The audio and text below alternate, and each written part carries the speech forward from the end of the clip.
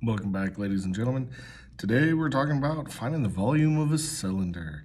So we're sticking with the same idea that if you find the area of the base, you just have to multiply by how tall your shape is, and that gives you the volume.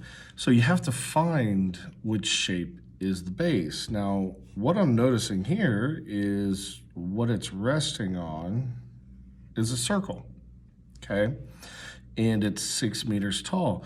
Well, if I look at the circle down here at the bottom, I don't get any information I can use except that it's 6 meters tall. So I know my height is going to be equal to 6 because it says it right here. Now, I do know that at the top, we have a center point of our circle and we have a line, and we know it's 3 meters. So what that tells me is my radius is equal to 3, and that's extremely important for a circle. Radius, diameter, even pi being involved in there is really important because the area of a circle is pi r squared, and I just wrote that backwards. It doesn't really matter which direction you write it, but we do usually write pi first, so I'm going to correct it. Pi r squared. I'm chuckling because I said it right, and apparently I can't write and talk today, which means this video is going to be fun. Anyway, so here we've got pi r squared, where the thing is, this is the area of the circle, which is the same thing as our big B in our volume. That's because the area of our base is big B.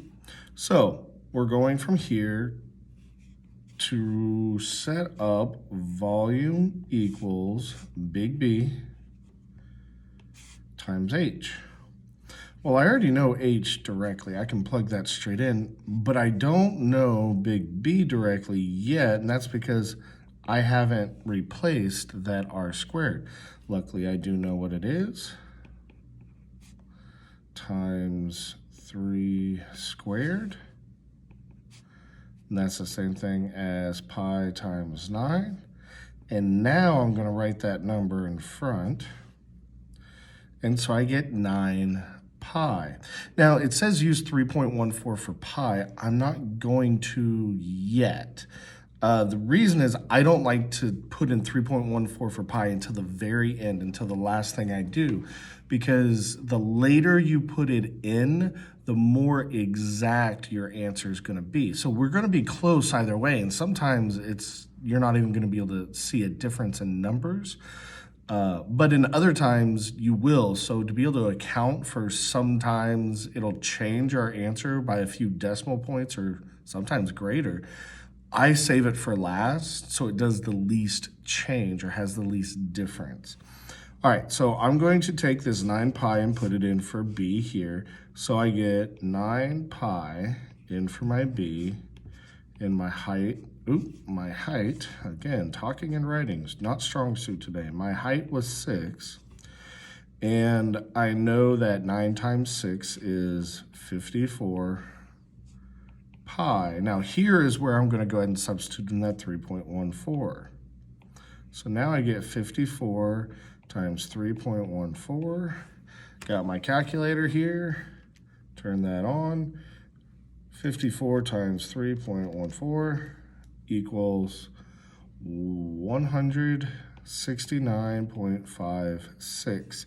Now, because my measurement is in meters and its volume, it's meters cubed. The cube means volume.